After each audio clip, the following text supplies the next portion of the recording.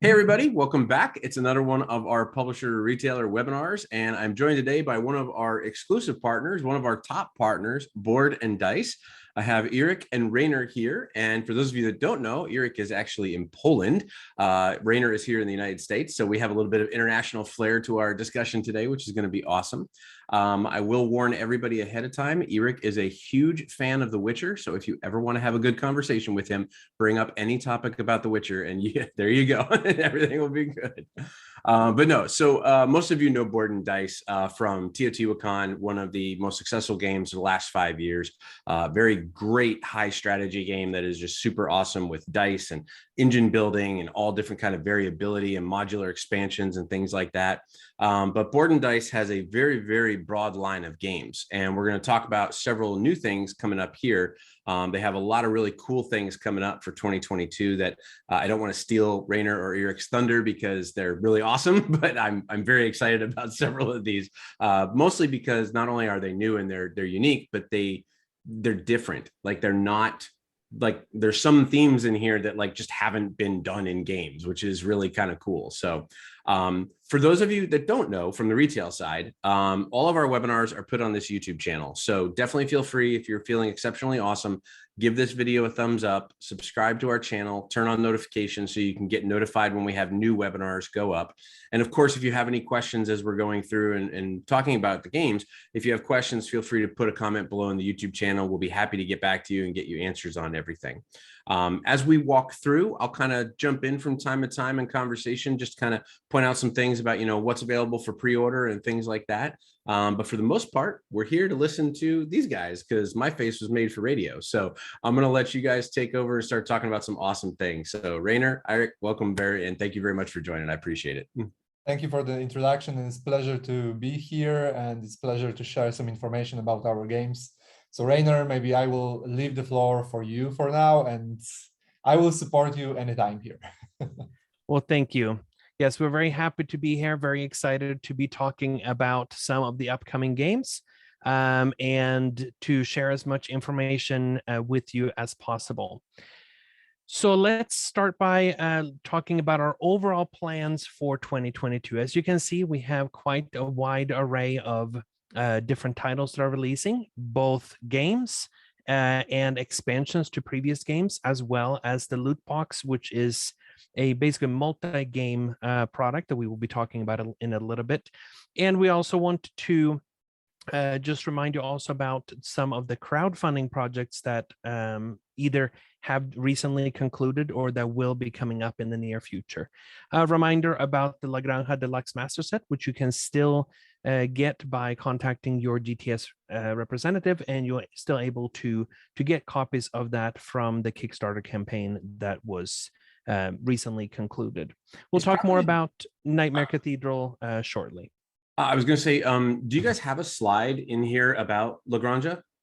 We do not. Actually, we don't have it, but okay. We can here also underline, because I wanted to chip in, that you need to remember, guys, that this game will be available at GTS in the same perspective as you could buy it in Kickstarter. So that means all the stretch goals, all the additional content is there. So you don't need to focus on getting any additional stuff for these. Everything will be packed in this box, and GTS has everything in the offer. Yeah, I was going to say, Rainer, if you don't mind, do you mind if I kind of jump in on the La Granja thing real quick? Yeah, that's absolutely fine. Cool. So this is something I'm really excited and very proud of. Actually, it's a program we've been kind of working on in the background for about maybe the last 9 months or so. And essentially what the idea was is that I had this vision of a world where people who are Kickstarter project owners struggle from time to time with validating whether a retailer that has contacted them is truthfully actually a retailer. Because believe it or not, there are people who will contact project owners, make it out as though they are a retailer, make it look as though they are a retailer, when they're really just like a bunch of 5 or 6 consumers trying to get a better deal on the price. And it's pretty amazing to me the length that people will go to deceive people in this industry. But that aside, I had this vision where we as a distributor could be a value add to the project owner when they were running a project from the retail backing side. And the whole concept around it was that as a retailer would back a project, they could actually contact us as a distributor and quote unquote back the project. It's treated just like a pre-order for us, where you do not have to pay anything up front. You basically contact your account manager and they put you in for a pre-order for the game. Originally, the La Granja program was during the campaign while it was live on Kickstarter. But what we've agreed with Board and Dice to do is to allow our pre-orders to stay open through the pledge manager cycle, as they're allowing consumers to do late pledges and things like that. But the advantages that it gives you from a retail side is that A, you don't have to prepay or pre-order anything with cash. You just simply commit to a pre-order for the game in our system. It allows us to import the games and then ship them to you with other things from GTS. So if you hit a shipping minimum with GTS to get free shipping, you won't have to pay shipping on it at all, which can be extremely helpful if maybe your store was only going to carry like 1 or 2 copies of the game. That is a really big advantage to kind of combine with other products from GTS and have it ship all at once. And then on the flip side of that, of course, it helps Board and Dice, because if someone is pre-ordering with us, we already know that we've validated that you are a retailer. Like, we have your resale certificate, we have your paperwork set up, all those things. So from an operational efficiency standpoint, it helps everybody. It helps with cash flow on the retail side. It was just something that I was very, very passionate about doing, and I was very excited about doing. We've seen a tremendous response to La Granja already, which is no surprise. You guys have done a great job with the game, and just the look of it and the style of it and the flair of it, let alone everything that you've added to it. But Eric hit the nail right on the head, is that you can acquire the game through pre-order with us, and all of the stretch goals, all of the extra things that are in the Kickstarter are part of that. So you don't have to be it doesn't have to be difficult. You don't have to sit there and kind of piece everything together. There are a couple of expansions you can get. There is the Donkey Pen expansion, and there's the Shining Victory expansion that you can get. And then there is also a box called La Granda, Granda, which is a bigger storage box with bigger components. So it takes a game that is already deluxeified and deluxeifies the deluxeified version, if that makes sense. Makes it bigger. It does. Yeah, it's really, really cool. But I'm really happy about that, because again, this is something that we're trying to find ways to provide value to you as retailers, while also providing value to our publishing partners on this quirky, crazy idea of actually making this 3-tier system beneficial for everybody again. So yeah, I'm really, really excited about that and really happy about that. So if you are watching this right now, we are filming this on February 22nd. It's probably going to be up in a little while live on YouTube, but definitely reach out to your account manager, let them know, hey, I want to, pre-order La Granja or La Granda and the expansions, however you want to do it. It is good to know, just in case you're wondering as you're looking this up, possibly while you're listening to this, La Granda, Granda, is not the game. It's a accessory expansion to La Granja. So you can't buy La Granda and the expansions and play things, because you still need the game, the base game of La Granja itself. So probably just good to call that out. So, but yeah, very excited about it. Although you don't need to have La Granda if you want to play the base game. So La Granja plus additional expansions. So you can decide if you want to put it on a bigger scale and add La Granja to the equation, or go with the regular size of the components, although from the exclusive box, so exclusive deluxe edition, and then put it on the table as regular. So you can do it this way.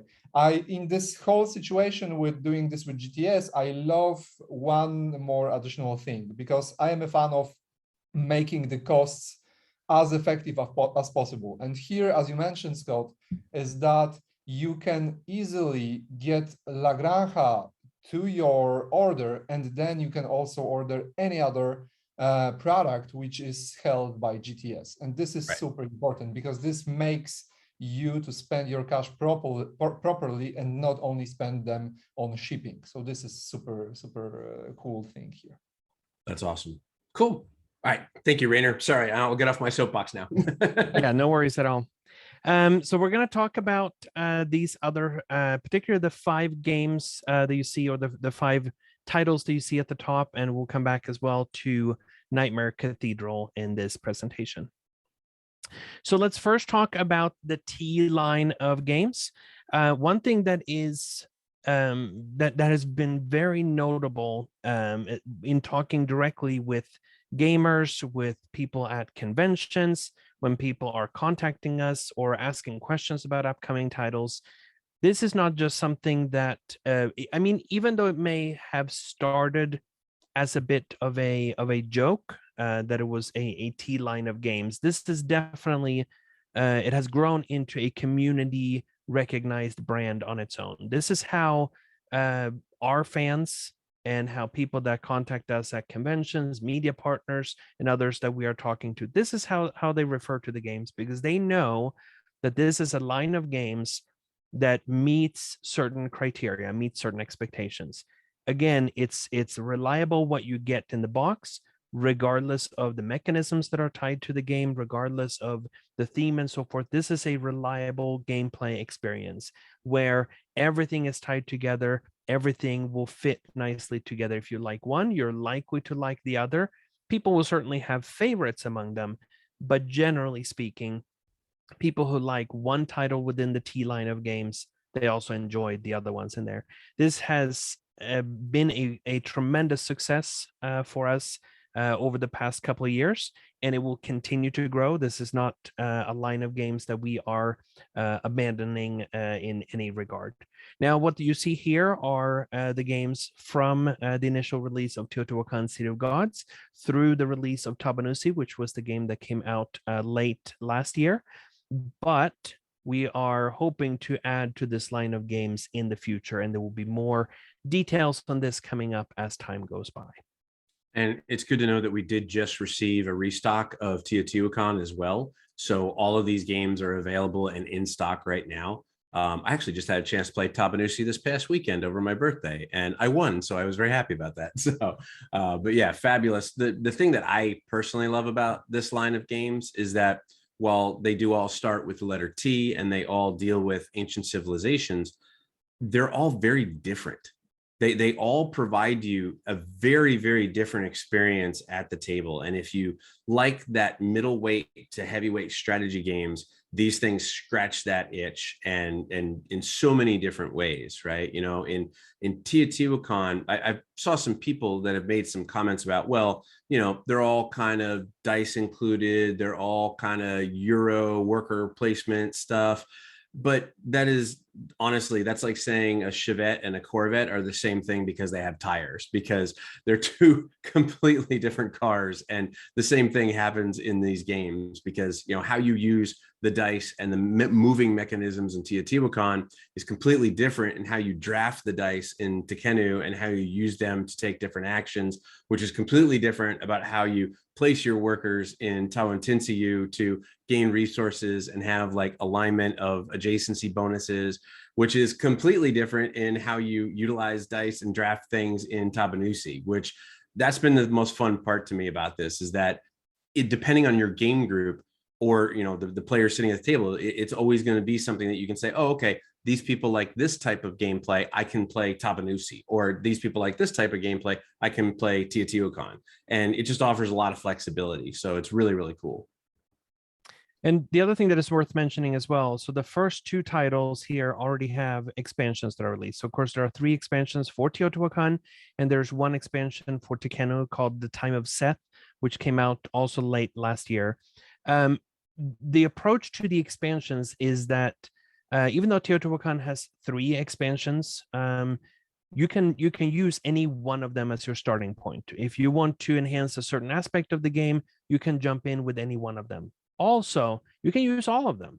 You can freely combine them. This is not something that is going to be a bloated experience. All of the expansion content serves a purpose. It's there to enhance the gameplay. Yes, it does make it more complex. You probably wouldn't want to teach someone with everything included from the beginning.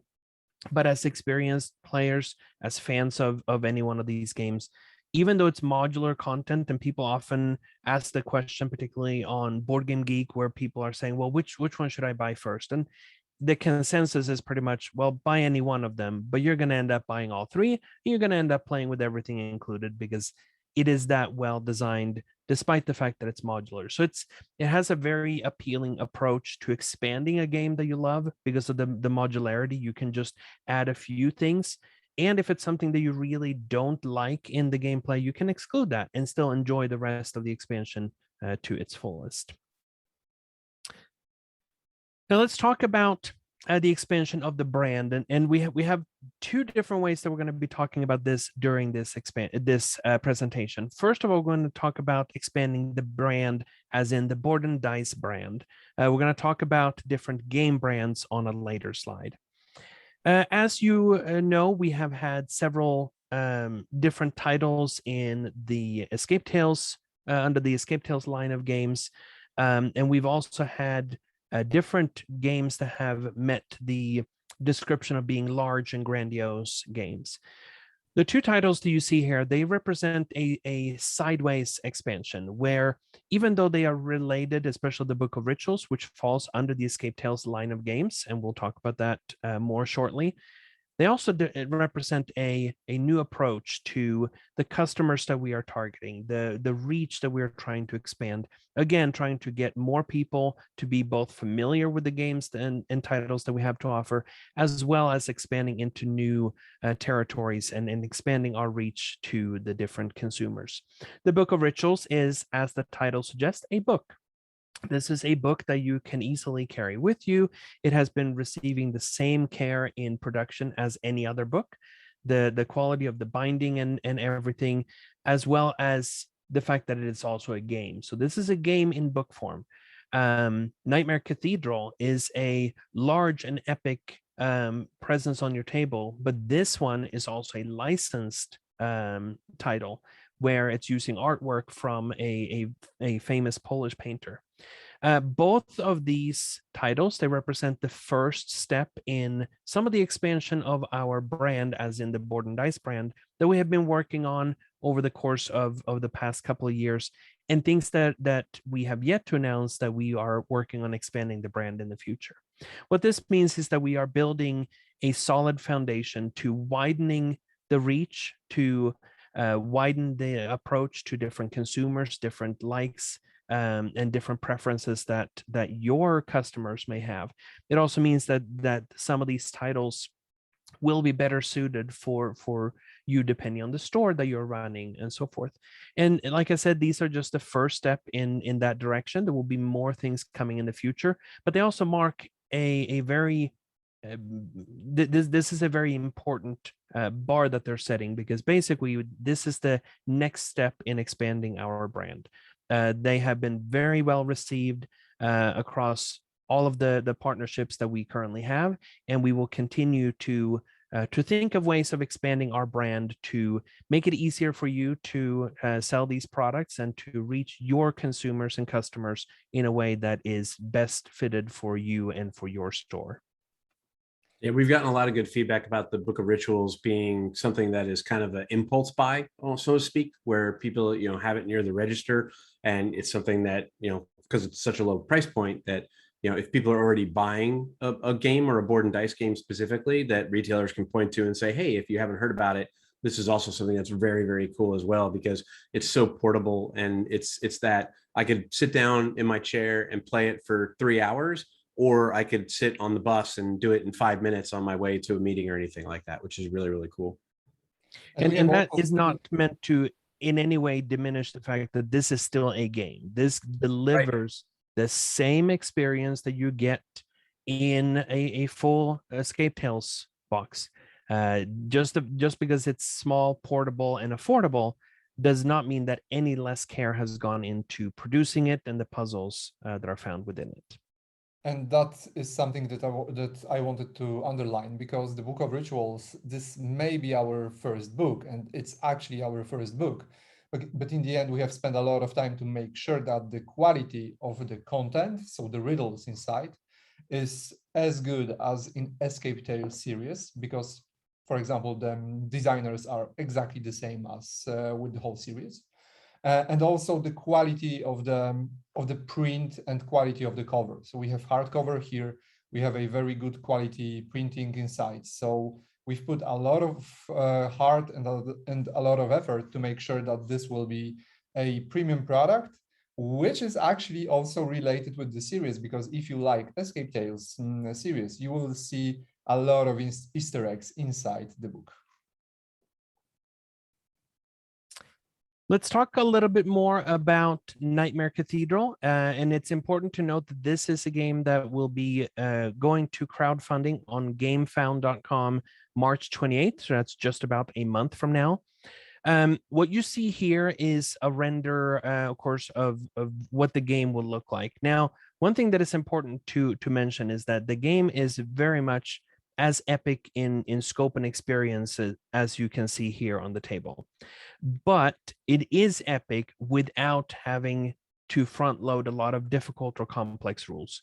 On your turn, you have 5 actions, and those actions are very much the things that you would expect from an approachable board game. In fact, the designer was talking recently about the fact that this is a game that is meant to appeal both to people that approach this from, oh, this looks like Risk, or people that come from the experiences with our T line of games and saying, oh, this looks like a board and dice game.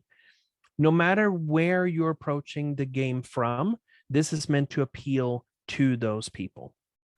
Even though the actions may be simple and it's easy to follow, you can approach this as an area control game, or you can approach it from the perspective of a more experienced gamer, of the different objectives that you have to fulfill, trying to play into the hands of the tug of war that is going on between the players. In short, this is a licensed title based on the artwork by Zdzisław Beksiński, who was a Polish painter who focused a lot of his artwork features very grim nightmare themed paintings. And one thing that has been taken care to do in this game is to give the artwork proper space to live and reside within this game, where the artwork on the cards is such that it is maximized for the players to be able to enjoy the artwork. Same thing on the different board spaces, where that artwork has a lot of room to live, and where artwork that was previously just paintings have been faithfully reproduced as 3D miniatures. All of this with both the high praise and approval of the Historical Museum of Sanok, who's the caretaker of the works of Beksiński. This is worth of underlining, because we have put a lot of effort to make sure that all the work which was done around the artwork layer of this game was consulted with Historical Museum in Sanok, and we want to give a lot of thanks to this game. We want to give a lot of praise to the art which Zdzisław Beksiński created.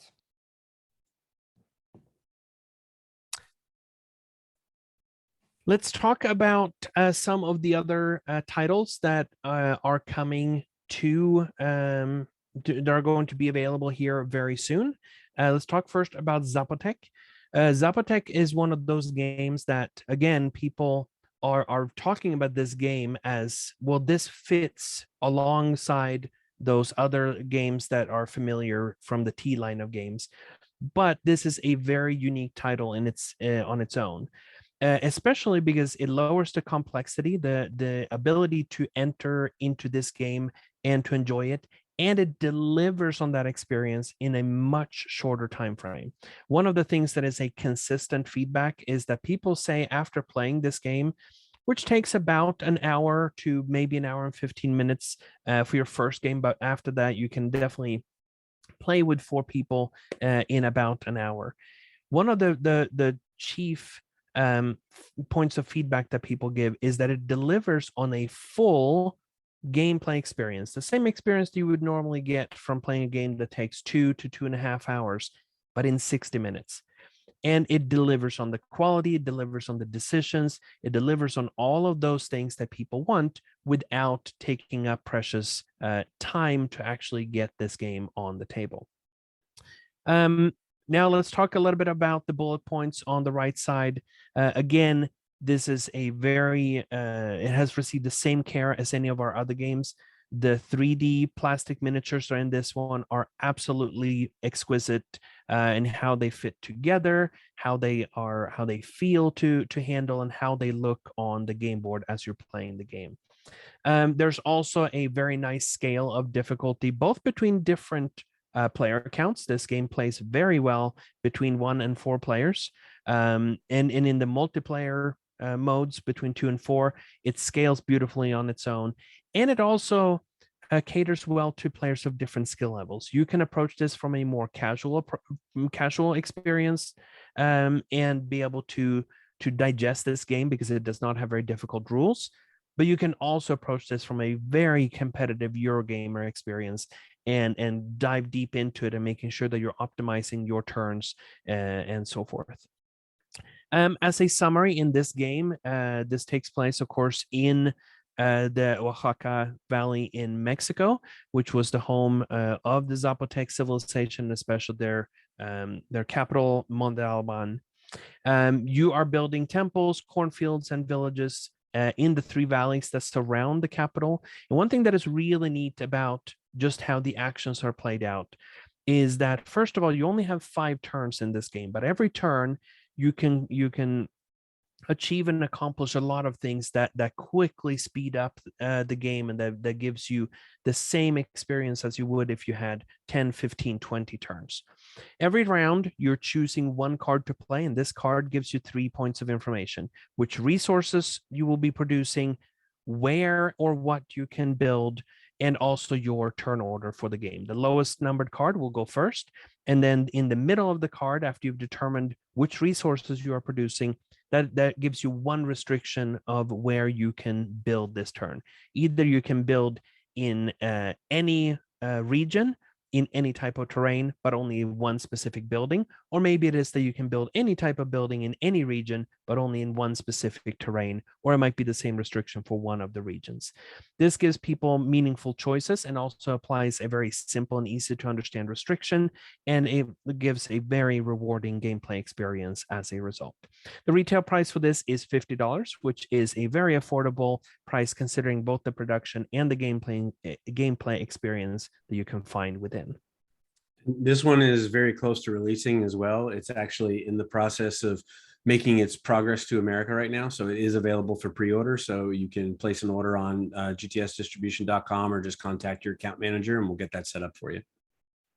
And one thing that I want to emphasize when we're talking about this, so this game, you may be familiar with it, and if you're not, I don't want this to be any surprise to anyone. So this basically received an extended pre-release through a partnership with Board Game Geek, but it's also important to highlight the fact that even though we put a lot of effort into making sure that review copies went out prior to that pre-release, we've made the same effort now prior to its full retail release.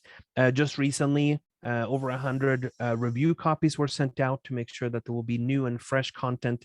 There have been additional videos and reviews and so forth that have been posted recently. So this is definitely a game that we are very much pushing for its retail release, even though it has had seen some limited availability previously. Here is just a view of what the game looks like on the table. Again, it's also nice that this one does not take up as much table space as some of the other games. So again, it condenses the footprint of the game, but it also makes it so that you get that full Eurogame experience that you have come to expect from other games from us. Again, every player has their own player board with beautifully crafted pieces, both wooden components and the plastic pyramids that you can see in the center of that game board. A lot of decisions for you to make on your turn, but also a lot of flexibility when it comes to those decisions, so that if you are a more casual gamer, you'll be able to much more easily make those decisions as you're planning your turn. Let's talk about Founders of Teotihuacan, which is a brand new release, which is also on its way. This is slated to become available in April, the beginning of April, and correct me if I'm wrong on that. Founders of It's actually the end of March and beginning of April should be available in GTS warehouse. Yeah, again, this is one that's on its way, and it's just a matter of playing the container shuffle game, so to speak. right. Yeah, totally. Now, one thing that this obviously you're looking at this and you're seeing a familiar word in the title, Teotihuacan. It is important to emphasize where this fits in relationship to its older brother. So first of all, the two are definitely related on a thematic level.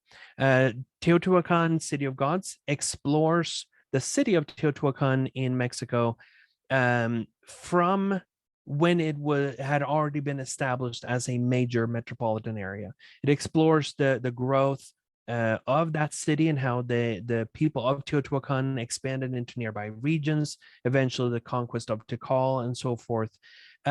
Whereas Founders of Teotihuacan takes place prior to all those events. This takes place when people from the surrounding areas gathered together, basically founding the city of Teotihuacan. It represents people taking the position of architects in the game, building the city, laying out different types of buildings, still also building the pyramid, but again, thematically, it takes place prior to the events of Teotihuacan, City of Gods. Now, while you will recognize then, of course, the theme, the name, the artwork, there are a lot of components in the game that you'll recognize the iconography and feel that this is a familiar title that is definitely related to Teotihuacan, City of Gods. From a gameplay perspective, this is a completely different title. They are in no way related. They are in no way, this says that, okay, it's Founders of Teotihuacan, a tile laying game. This does not mean that this is simply the tile laying version of Teotihuacan, City of Gods. In fact, this is simply a game that is delivering a full gameplay experience on its own, while making people feel familiar with other games that they may have experienced. Over the course of a couple of rounds in the game, you will be placing action discs, which act as workers, onto different action locations in the game. And each time you have a very simple choice. Would you like to construct something, or would you like to take an influence action? When you construct, the power of your worker, of those discs that you have placed, becomes important. And the nice thing is that you can actually stack the discs. Maybe Scott took an action previously. He placed his disc on there. If I stack mine on top of it, I benefit from the fact that there are additional discs below mine to increase the power of the action that I'm taking with on my turn. All of the buildings that you're placing will either produce resources. There are temples that you can build in the game, or you can add tiles to the central pyramid in the middle. Basically, as you're building up the city of Teotihuacan. But you also have to balance these things against some of the influence actions that you can take. The influence actions will allow you to complete certain objectives, or they allow you to simply gain victory points or be able to replace your objectives if you don't feel like the ones that you have are a good fit for your current strategy. You also have to balance the placement of the production buildings. The production buildings, they want to be placed far apart from each other to maximize the spaces around it, which is where the resources will be produced, with how you're placing the temples. All the temples, they want to be placed close together to maximize the amount of points that you can get. So again, it's a very nice and approachable game when it comes to the decisions that you're making, without sacrificing any of the depth and complexity from those decisions. Rules light, but strategically meaty and chunky. And again, this is a game that has a very modest footprint. There's a central game board, which is basically, it comes in two pieces, but it's the equivalent of basically half of a standard quad fold board. There are different resources in the game, as you can see: wood, stone, and gold. Again, a thematic tie to the resources that are available in Teotihuacan, City of Gods.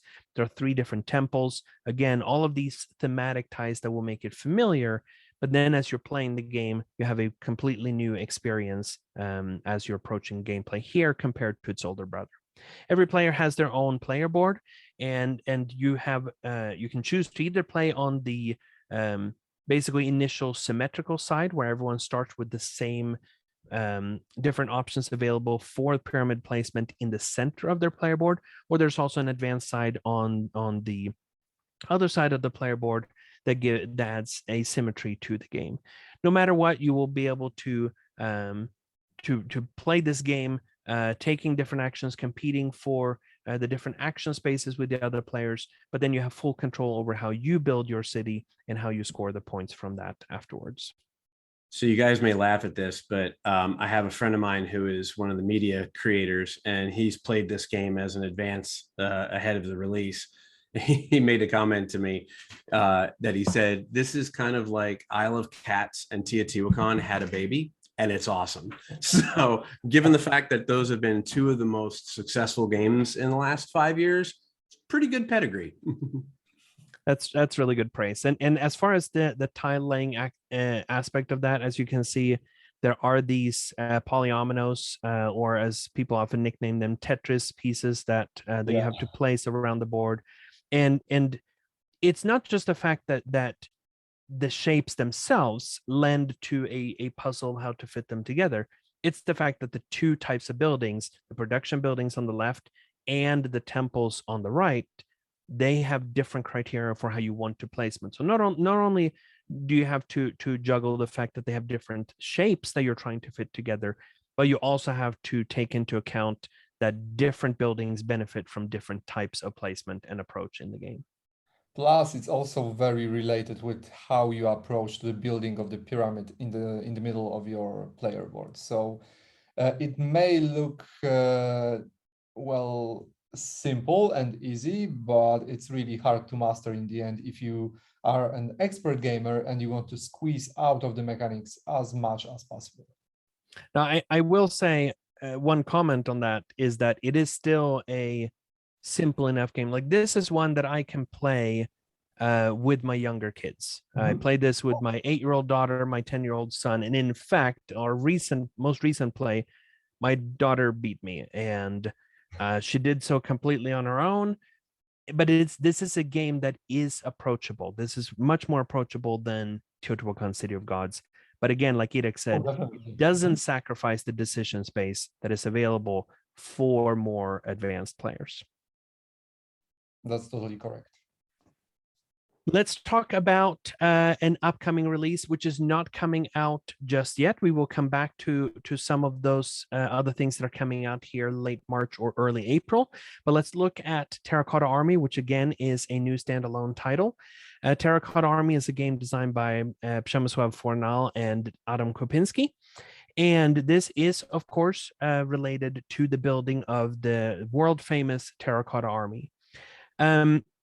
One thing that I want to mention here is, in general, is that as we approach a lot of these themes, we are well known for making games that deal with historical things, or with different cultures, or with certain well-known aspects like the Terracotta Army. In every game like this that we produce, great care is taken to make sure that this is not only a fun game to play from a gameplay perspective, but that the theme and all of those aspects are dealt with in a respectful way.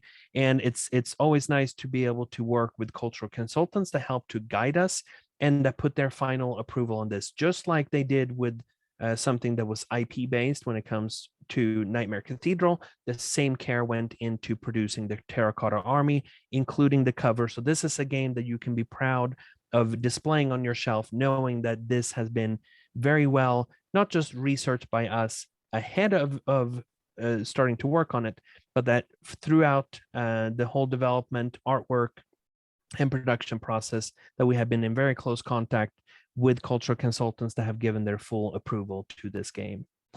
Of course, in this game, you work as the craftsmen and artists that are building this this army. You are constructing the different terracotta warriors, and as you're doing that, you have a couple of different options on your turn. You can either collect clay and coin, whether that means that you're going to spend the clay in sculpting the warriors yourself, or you'll be using the coins to maybe pay other external artists and sculptors to do so for you. There's a very interesting action selection wheel, a wheel that has 12 different spaces on it. And on each space, there are basically 3 actions that you can take. You start from the innermost one and work your way out.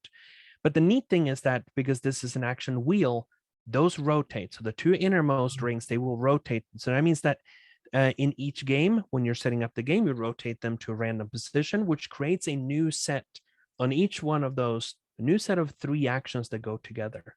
But then as the game goes on, players can pay coin to rotate it. It will rotate at the end of every round.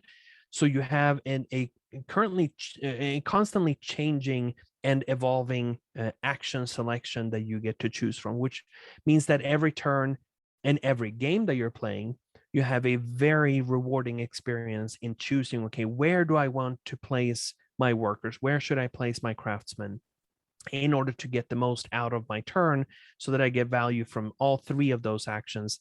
And where should I go now, considering the fact that maybe Irek on his turn, he will pay coins to rotate them. Which actions should I try to wait for, and so forth?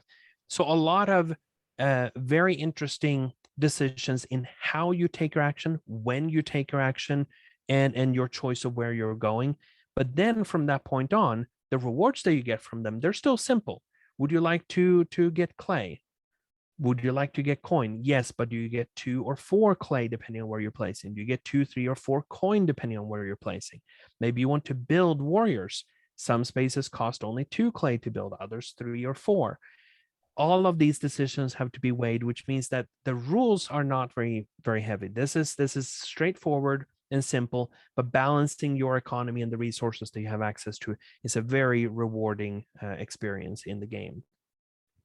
Of course, because this is the building of the Terracotta Army, the players, even though you have access to your own private pool of resources and different masters that you can hire, collectively the players are competing for the spaces within the mausoleum where the Terracotta warriors are being placed. You have to make sure that you carefully decide which type of warrior. They come in 4 different types. Which type of warrior should you place, both because of their individual effects, but also because at the end of the game, groups of warriors of the same type will be scored together. So there's a bit of an area majority and area control in that regard, that you want to make sure that you either claim control and dominance by having the most of a certain type of warrior within that group, or else that you're placing yours that are that same type far apart so that you can basically start your own group and score from that. There will be a lot of opportunities to score based on these 2 things, domination and presence. Everything is evaluated based on those 2 concepts. Domination simply means that you have a clear majority. Let's say that we are competing for a majority of coins on a certain round. If Scott has 12 coins in his supply, I have 5, Irek has 7. Scott has the dominance because he has the most. Everyone else has presence. If there's a tie, then no one has dominance and everyone just has presence. So that means that it's easy to evaluate. Everything is scored the same way. Even if there are multiple points that are being involved in that scoring, it's easy to remember that everything is scored based on those 2 simple concepts. One of the things that I personally love about this game is that, and Irek and I talked about this when we were first talking about the game, this is not a game where the miniatures are just fluff. Like, they actually impact gameplay. And that's honestly very rare, which I think is really, really cool. So yeah, actually, of course, how we store the minis is also important, because you can see this fancy box in the top right corner of this visualization, and this is actually a element of the gameplay. So you don't only store the minis like this, but you also use this box to see how much points you will get out of this, and the rows you will pick the minis is also important. So everything here plays the game. This is very important. And even these minis in the board, which are the special minis, also changes the gameplay and adds additional rules for the presence of the domination in the sector. So everything is very important here. Absolutely. And everything that you see here, like Irek was saying, everything serves a very distinct purpose. Even if you're looking at that box again in the top right corner, not only is this the storage for the miniatures so that they're stored safely and that they can be returned to that after the game is done, but this also means that it's easy to set up. You just take that box out of the game box and you set it on the table and you're ready to go with the miniatures. Everything it presents the information clearly. All the iconography is consistent. Everything is providing that information so that you can focus on gameplay and not have to focus of the logistics of how to set things up or anything. Everyone has access to the same components. You have a set of player I'm not going to call them discs. Bases is a good that goes under the miniatures. So as you're adding one of your miniatures to the mausoleum, which is the area in the top right corner of the game board, you take the miniature out of the game box. Again, they each have a different color. They're in a different slot depending on the type of miniature. You put it into one of your bases and you place it on the game board. At any point during the game, it's super easy to be able to distinguish between the different types of miniatures, both because of their individual shapes and colors, as well as which player placed which one of those miniatures based on the player bases that go underneath. The specialist miniatures, which affect scoring and other aspects in various ways, those are also separate. They're a different color, they're a different shape. They do not have individual player bases underneath them. Everything has been designed carefully to make sure that it's easy to, at a glance, know what all the different information means. It's easy to see what actions are available on the action wheel and so forth, so that you can focus your time playing the game rather than having to deal with the logistics of the information that is provided. There are also clear player aids that are provided both for the abilities of each of the 4 types of warriors, as well as the 4 types of specialists, and the 6 different masters that are available for the players to hire during the game. Let's talk now a little bit more about something that I referred to earlier, which is the second aspect of the expansion that we do. Now we're talking about expanding the individual lines of products. The Book of Rituals represents an expansion to both our brand, this being a different type of product because it is a book in book form, but it is still a product that fits within the Escape Tales line of games. If you're familiar with the 3 previous titles, they all deliver a very reliable escape room in a box experience where you go from room to room, solving different puzzles, trying to figure out different story aspects. But at the same time, as you're doing that, the game is changing based on the decisions that you're making. There's a story to back things up. You get to make decisions based on not just what you think might be the right answer in a particular situation, but how you feel about how the story should progress in the next step. And all of those decisions that you're making, they have a great impact on the outcome of the game. The Book of Rituals has that same richness in being able to take different paths through the game, being able to reference things that have happened previously. Sometimes you're required to do so because one puzzle might depend on something that you have previously discovered. Other times, the solution to one puzzle may be easier because you've solved a different puzzle in the book previously. Again, it gives this same richness and deep and immersive gameplay as you would expect from the 3 previous titles, Escape Tales: The Awakening, Low Memory, and Children of Wormwoods. But it does so in a format that is much more portable, it's easier to take with you, and a much lower price point.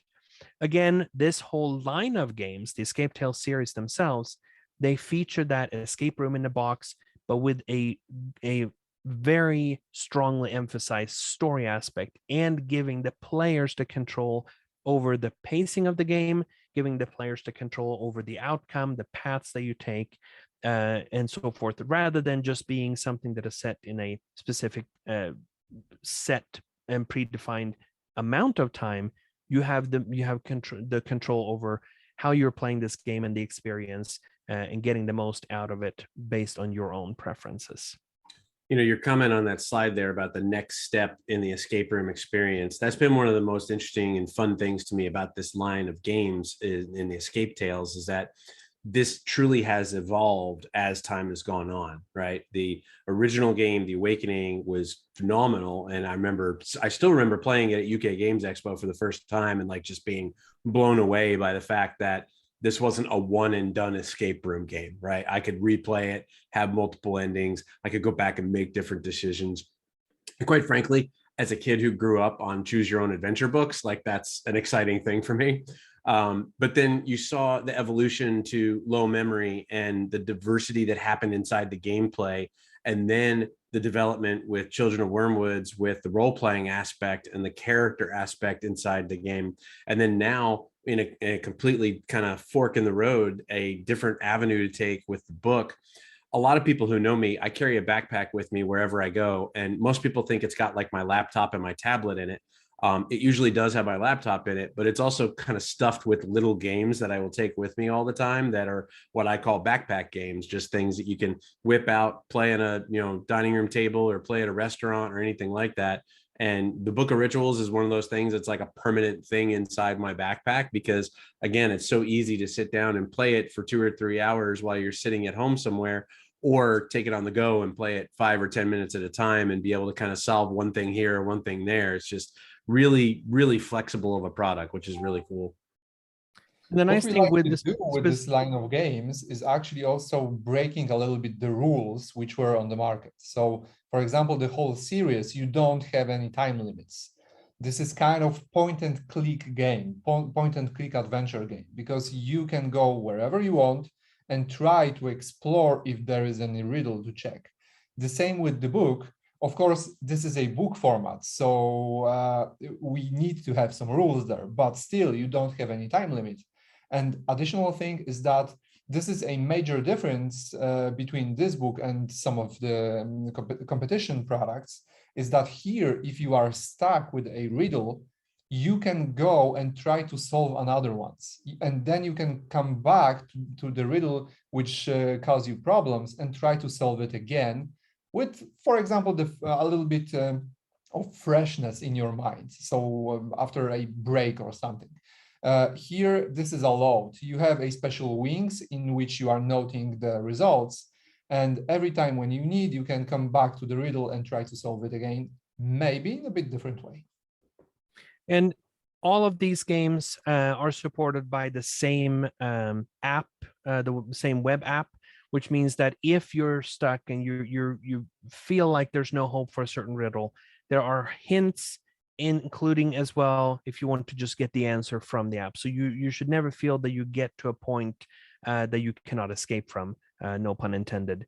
But there's definitely ways for you to be able to progress forward. We understand that not every puzzle is going to be as easy for everyone to solve. Some puzzles are, because they're very different, this is not all the same kind of puzzle, they're all unique in their own way.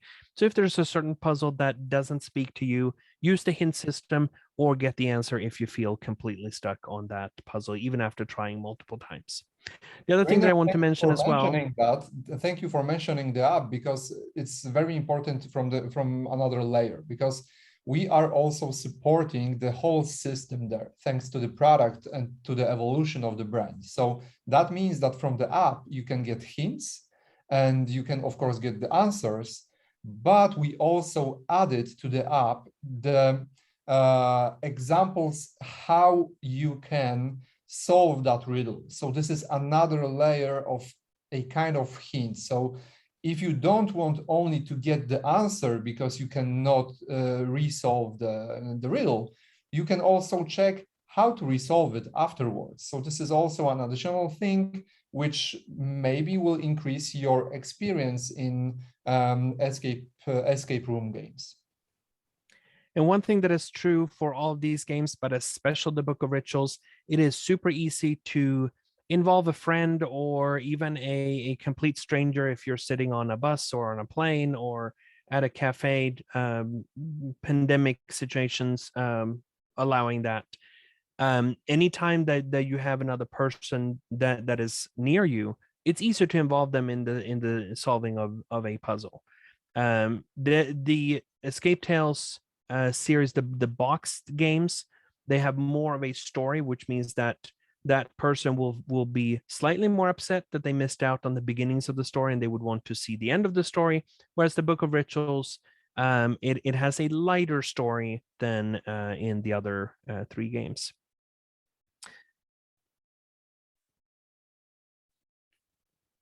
Now, talking about the Book of Rituals itself, of course, it is still part of the same series. You will get the same reliable experience. There are also Easter eggs that point to the other games. Now, as it is with the previous 3, you don't have to play them in any particular order. You don't have to have played any of them in order to enjoy the Book of Rituals. But if you have played them, you will recognize references to them. In fact, even just on the cover. But the same is true if the Book of Rituals is your starting point. Then when you go to the other games, you will recognize these things. So they're not a one-way reference, but rather people will get these references as they enjoy the other games in the series. Again, the designers are the same ones as for the 3 previous games, which means that the level of quality of the puzzles and your immersion in both the story and in the puzzles is ensured that way. The price point is very affordable, which means that this, like Scott was saying earlier, this is an easy impulse buy. It's easy for you to keep this on the counter near the checkout, easy for people to pick up at a full retail price of just $15. This is an easy buy for them. It's again, this is an escape room game in book form. And there's also a very rewarding gameplay experience. This one deals with different alchemical components. It deals with the ingredients that you have to discover. And not only do those work as solutions towards solving other puzzles, in some ways they are also clues themselves that will help you in the solving of future riddles. Let's talk about Mandala Stone's Harmony. Actually, before I go there, let me go back. Again, this is something that is available for you to order now as well. Mandala Stone's Harmony. Last year, we had Mandala Stones, which was a tremendous success for us. This was a little bit of a different gameplay experience than what most people associate the Board and Dice brand with. But again, this is Mandala Stones is an abstract strategy game for 2 to 4 players, and it features the same gameplay experience that people have come to expect from other highly well-regarded titles that are from other publishers that are the same abstract strategy game mechanisms. Mandala Stone's Harmony is a small expansion that, without adding really any complexity to the rules, it adds a rewarding additional gameplay element. It contains a set of new stones that, rather than just replacing the existing stones, these ones go on the board where you're placing the stones as you're scoring during the game. And rather than getting just a +1 or +2 bonus victory points, you now have a choice. You can still take those 1 or 2 victory points, but you can also take this Harmony Stone, placing it to your, adding it to your player board, and enhancing future scoring rounds. Again, at a very affordable price point, $15 for anyone who plays and enjoys the game. This is a very easy thing to integrate. And it also adds a little bit more depth. It adds a few more decisions. It adds more competition and decision-making process, particularly when deciding when should you score. Should you score now, or should you try to collect more stones in order to improve a future scoring, knowing that someone else might be scoring ahead of you, claiming one of those stones? Or do you score now, getting slightly less, but you get that valuable stone? And for that matter, can you make use of it based on how you have set up your player board? So this makes the game not more rules heavy, but it makes the strategic options much richer in the game. And overall, that also makes the game more enjoyable and more interactive as well, because you have to give even greater consideration to the decisions that you're making. Again, minimal but significant changes to gameplay, and we're confident that a lot of people that enjoyed the game, they will absolutely love this expansion and what it adds. Yeah, if you by any chance, if you're a retailer that hasn't carried Mandala Stones yet, this is a great little game. This is a very tactile game. It's a wonderful game to have on display in your store. It's something that, very brightly colored pieces, a kind of akin to Azul in a way, where you look at Azul on a table and you're like, I want to know what's going on. I want to touch those pieces. They look like candy. Like it kind of has that same dopamine rush. But this is a very different game. It's a very strategic game in terms of what you're going to take from the board, when you're going to take it, and when you're going to score. If you're not familiar with the game, it's a series of taking tiles or taking pieces off of the board and then choosing when to score those pieces on your own scoring board. And to me, it's been one of the most interesting decision paths in a game because we've played, it's very quick. We can play 2-player games in like 20 or 30 minutes. And it's a game that you can play multiple times in a row. And even if you don't change the variables of things like the end game scoring cards and things like that you have, there's still an amazing amount of variability in the timing of when you choose to take stones, the timing of when you choose to score your stones. And one of my favorite parts of the game, because people who listen to this and follow us, you'll hear me talk about stand-up moments in games where you're playing games and suddenly something happens and you're like, whoa, and you're like, you stand up and you just get so excited about things. And this Mandala Stones provides a lot of that because there's so many moments where you're looking at the board, you're looking at your kind of scoring tableau, you're looking at another player's scoring tableau, and you're thinking to yourself, this is what they're going to do. They're going to move here. They're going to take those pieces. They're going to do this. And then they do something completely different. And sometimes that may completely change your strategy. And other times it may completely help your strategy. And you get so excited about it. So it provides a lot of really, really cool moments around the table. So very, very cool stuff. And it's actually a good point when I mentioned earlier about the display. If you are a store, I've talked to a lot of retailers who are doing display units in their stores, not so much demo copies or library copies. I do know stores are still doing that, but it definitely seems over the course of the pandemic, people have shifted to, I want a game to be on display for people to see, but don't necessarily want to have, a bunch of copies in a library for people to check out or anything like that. But in either case, if you're looking for any of these games to have in your store's library or as a display unit, reach out to your account manager because Board and Dice is part of our demo program. We can get you a demo. It's very, very simple. You just basically pay 25% of SRP. You can do that once per year at each of your brick and mortar storefront stores. It only is for the base games, not for the expansions, but trust me, a base game of Mandala Stones on a table is going to get attention. It's a beautiful, beautiful game. And one thing that is that I also want to mention, just gameplay wise, if people have played other similar games, you mentioned Azul, for example. So the question might be, okay, well, how is this different? A couple of key points is the fact that there's no direct take that where you get forced to be stuck with something in this game. That's a very important thing to highlight. The other thing is exactly what you mentioned, Scott, that because the puzzle comes from having to figure out what's the most valuable for you to take, and that's not as obvious sometimes there are these hidden moments. I remember one time when I played a game with Philip, who's the designer of the game, and I made a certain move that he said, well, I can't believe that you left this for me. And I left something that was so attractive for him to take, which he didn't realize that left another move for me that he had no control over blocking. So I took a suboptimal move in his eyes by not blocking him, when in reality I got 2 turns worth of value out of it.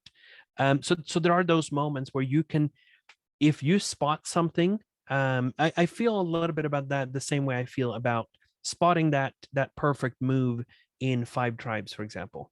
When you have that moment when you see something and you know no one else has seen it and you're able to take advantage of it, it's a very, very rewarding experience.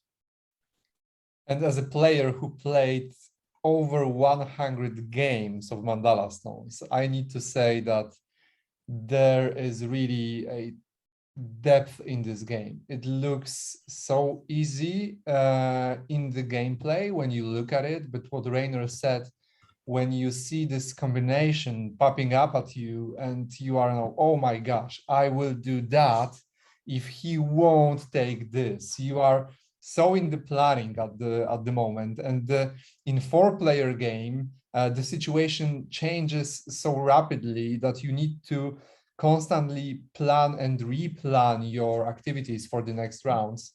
I really like this game. It's awesome.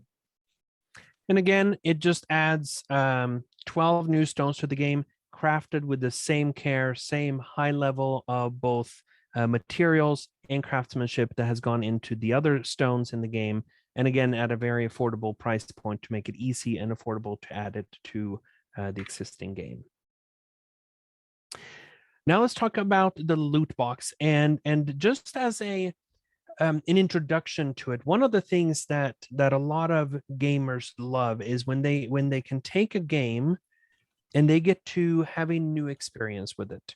This is why people love games that come with scenarios or different campaigns that you can play. This is why people love expansions or even promos and such.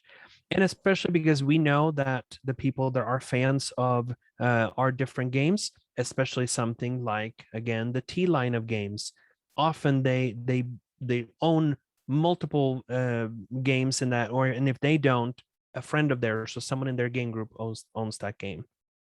The loot box is the answer to the dreams of many people. When this was first announced, the excitement about it, the questions that we get on a daily basis from people saying, when is this going to be in there? Tell me again what it includes, because they're so excited and hyped for what it will contain. In this box, it's a single box. It basically, the footprint of it is a standard Ticket to Ride size box, but half the depth. So basically, it's the same as either Teotihuacan late pre-classic period or Teotihuacan expansion period, the same size box. Within this box, as you can see from the artwork on the cover, you find content that is expanding multiple titles. If we're taking a look at 3 of the titles in the T line of games, we have Teotihuacan City of Gods, Tekhenu Obelisk of the Sun, and Tawantinsuyu the Inca Empire. For each of these titles, there is a book of challenges. And what this one does is it requires no new components. There's a pre-described setup or sometimes a small tweak to the rules that completely opens up a new challenge for the game. A few examples for Tawantinsuyu. Some of those setups were used last year during the Digital World Championship that we ran. Again, these were highly competitive players, and they loved what was a fairly simple setup to just tweak how the game is set up, but it changed their approach to playing the entire game. For Teotihuacan, there's a booklet with a total of 6 different setups. And what they do is they either will say, okay, well, do you want a challenge? What's the most difficult placement of the different action boards? Well, this is it. This will challenge you of, okay, how should you play the game to get the most out of it? Or do you want to, are you in the mood for something that is completely different? Well, then do the challenge where the pyramid starts the game built. And you're saying, what? That's the whole point of the game. Yes, but in this challenge, the pyramid is built at the start of the game, and there are other avenues for you to build and take advantage of the different actions. There are 2 action boards where you can build the noble buildings. And in fact, that avenue of the dead track, you can cycle it multiple times.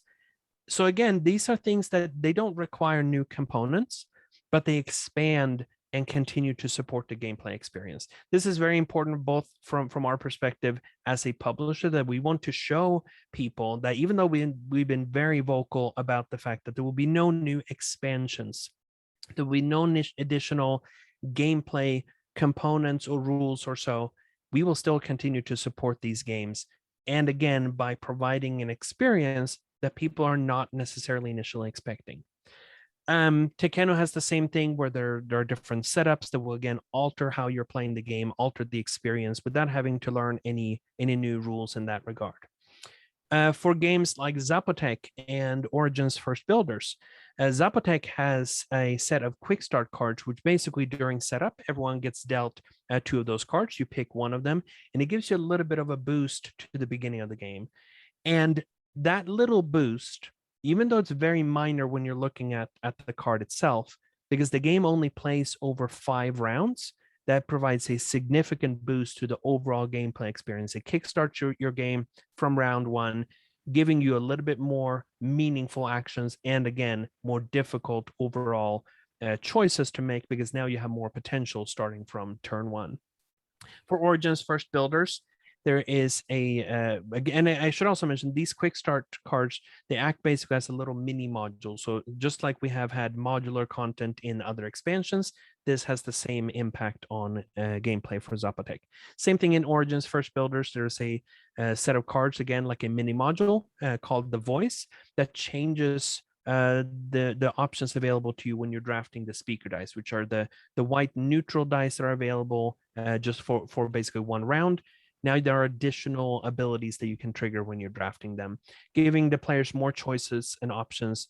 It is not an automatic that you always want to draft the higher value die, because now the lower value dice that you're drafting come with additional bonuses and abilities. And there's also a couple of other little things. There's a 13th Zodiac card for Origins. There is a little punch board that contains some tiles that everyone gets in when you're playing a game of Tekkenu, where basically once during the game you place a building, you get to double the effect of that building. But then there are also a couple other fun things, like there's a start player marker for Mandala Stones. There are fancy scoring markers, cloth bags for both Tekkenu and Tawantinsuyu, as well as an immersive audio experience for all 3 games in the Escape Tale series.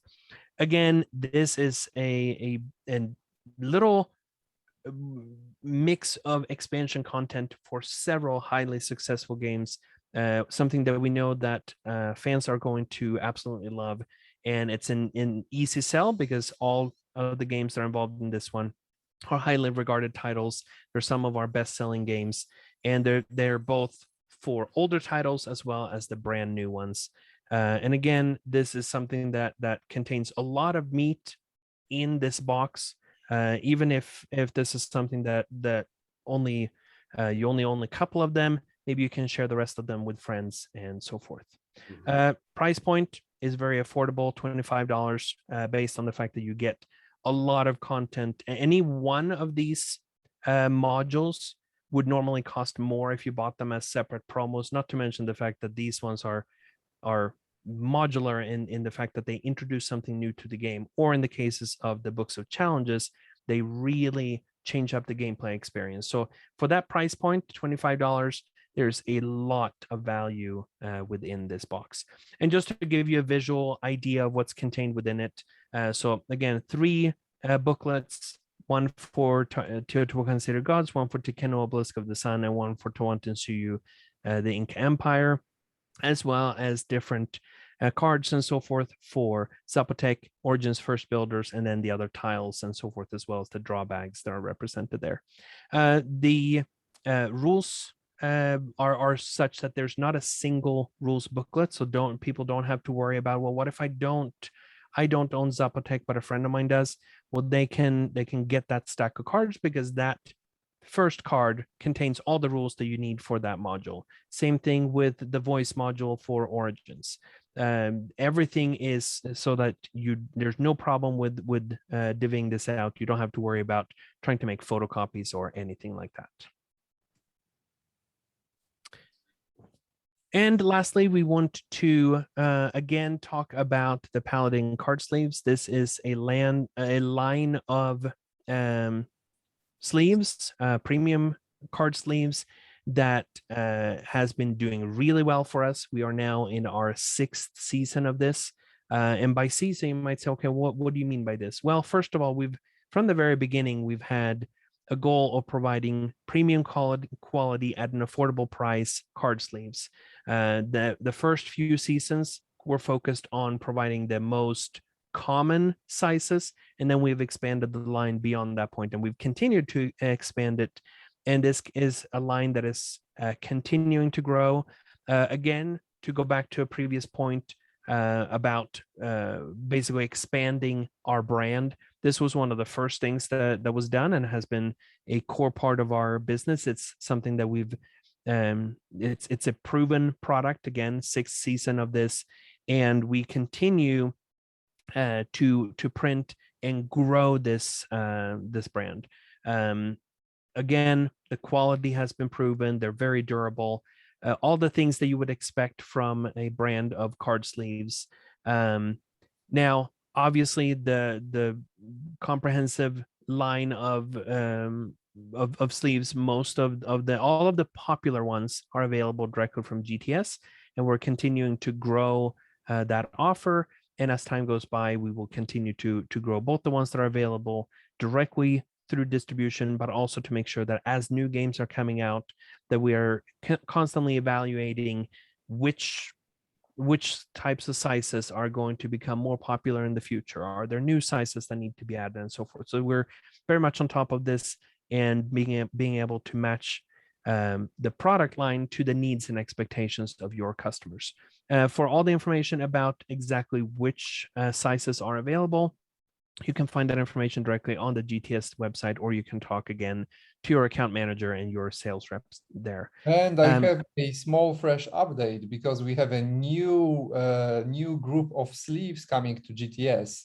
Yeah, I will even today contact Scott because we have new bunch of sleeves in US warehouse ready to be delivered to GTS. So even slightly less popular models, they will be available very, very soon.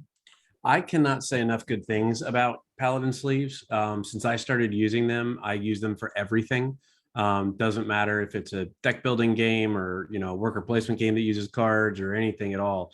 They are super, super durable. And to me, that's one of the biggest things because, you know, I play a lot of games. I mean, last year I played like 465 different games, which is like more than one every single day. And when you sleeve things and you're constantly shuffling, you don't want to have those like crease cuts where the sleeves come together and have something like cut out or anything like that. Not only are they great from a durability standpoint, they are, this is going to sound silly, they're available, which is one of the biggest things right now in the sleeve market. Plus, the cost and the price of these is so much more affordable than some of the major competitors that are out there. Right now, availability is king, and it's one of the most challenging kind of aspects of the 3-tier distribution model is just being able to keep and maintain stock of things because the shipping and logistics piece of the business is just so chaotic right now. But we have the main primary card sleeve, which is Percival, which you see there just kind of in the middle on the left. That's for most standard size cards in the US. It's selling tremendously well, and we've specifically overstocked on it just to make sure that we have it and it's available. But I cannot say enough good things about these. They have been extremely durable, extremely good. So I've been very happy with them. So and the fact that this is a growing line, right? Not only are new sizes being added, but the size of each production is growing. It's becoming more frequent and larger. There are people that have been fans from the very beginning. There are also people that are slowly converting to the brand. And this, again, this is a tremendous product that we're very happy with. And we will continue to support it. We have a very good relationship with the factory that produces these to make sure that the level of quality and standards that we have set for these can be met, and also their ability to be able to produce them to meet the demands, and also with the plans to increase the frequency of those printings and demands in the future. And with that ends this presentation. We thank you so much for being here. Grateful that we are able to talk to you about some of our upcoming titles, and that we're able to share with you a lot of the excitement. Of course, like Scott was saying, if you have comments and questions, feel free to put them in the comments below this video. And you're also always free to contact us directly. Irek has many times said that he's available. You can reach out to him directly as well to talk about questions and such. Of course, we also are happy to field any questions and provide answers that if you'd rather talk directly to your GTS sales rep as well. Yeah, I really appreciate you guys taking the time to come talk about this. You know, you guys already have an amazing line of games, but you're making it even more this year, which is really awesome. I think another thing that I wanted to point out that I think is just kind of a reassurance type thing to retailers. I mentioned just a second ago about how chaotic the shipping and logistics piece of the business is. Board and Dice has done a tremendous job of staying on task over the last year to year and a half in terms of release planning, scheduling. There have been very few hurdles that have gotten in the way of stuff, and we've done a very good job of open communication with them and making sure that when we post a release date that we're sticking to that date. I've been very, very happy with that. And I think it's going to sound strange and silly, but I think one of the biggest things that leads to that is that you guys don't release 20, 30, 40 games a year. You release a very small handful of games. They're games that you put a lot of attention to, a lot of passion to, a lot of effort. You know, you were talking earlier when you're talking about Dark Ages and all the things that you've gone through from a cultural aspect and looking to make sure that you're not just releasing games into the wild, you're releasing games that have a lot of responsibility tied to them in terms of how do they impact the community and how are they received by the community. And it's little things like that that I kind of call the duck moments, where you look at a duck on a water and everything is perfectly calm on the surface, but underneath they're paddling like crazy. And that's a lot of what I see with you guys. You guys are cool, calm, and collective. Everything is awesome, but you do a massive amount of work underneath the scenes, you know, behind the curtain kind of thing, to make sure that you're, again, not just releasing a game that's good, but releasing a game that has been developed responsibly. And I think that that's important to call out.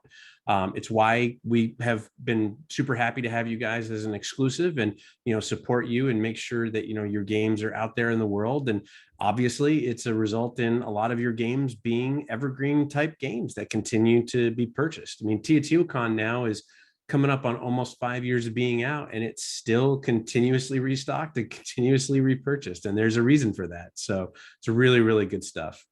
Thank you.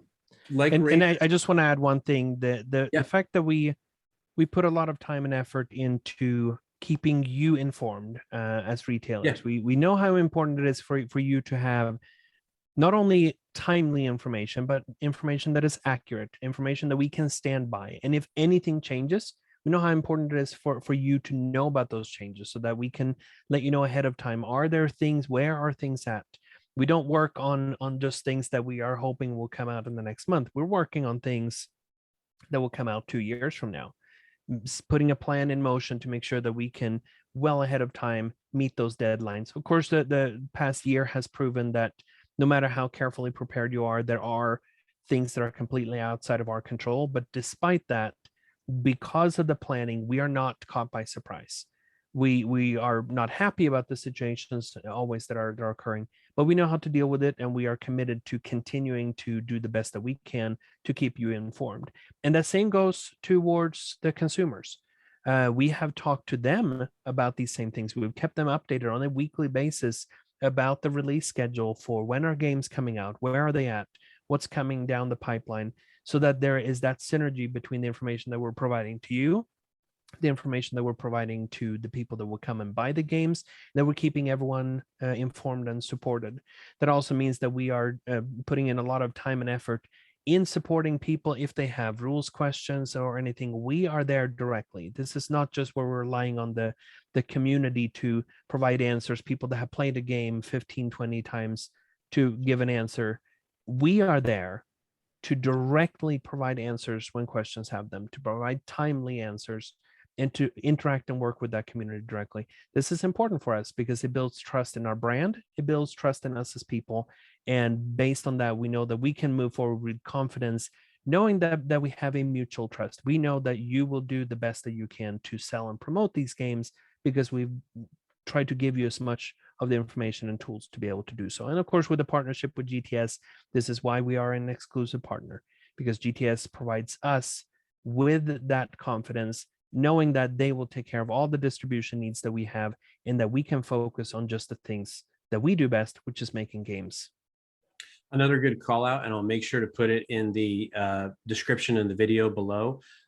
Board and Dice has a great media kit site that you as a retailer can capture images, create your own social media banners or advertisements or anything about, if you want to let your community know, hey, you can come in and pre-order these new games we just talked about. Tons of available resources for you to be able to use, which is just a phenomenal thing. So I'll make sure to link that in the description below as well, so retailers can grab that. So. And I will add only one more thing here as well, because right now we have also implemented another tool. Once per month, I am sending a newsletter to my business list. So these are retailers and distributors with links and all the new materials which are gathered through the whole month, which contains new pictures, reviews, media information, updates to media kits. And I am sending these to everyone who is in the list. So if you want to join, please send me the email, irek@boardanddice.com. I will gladly add you to the list. I am not sending any spam there, just a very important information about which can be useful for you or to use it in the business. Sure. No, that's awesome. Any kind of additional support like that is always appreciated for the retailers. So awesome. Well, guys, as always, this is never a one and done, or in your case, I guess 4 and done, because we've done a couple of these in the past. As new things are ready to be announced and things we can talk about, which may or may not be soon in the latter half of the year, would love to have you guys come back and join us. But I really do appreciate you taking the time to come and talk to the retailers. Retailers, again, thank you for taking the time to watch our videos and engage with us on our channels here. Feel free, like I said, if you have questions, let us know below. Happy to get answers back to you from comments from the YouTube channel. Feel free to like this video, subscribe to the channel. Everything like that helps us provide more information to you and makes it kind of digestible in terms of how you want to receive the information. So it makes it a little bit easier. But we really appreciate all of you as retail partners. I hope you have a great week in your stores and have a good one. Take care. Thanks. Thank you very much. Bye-bye. Thanks. Bye.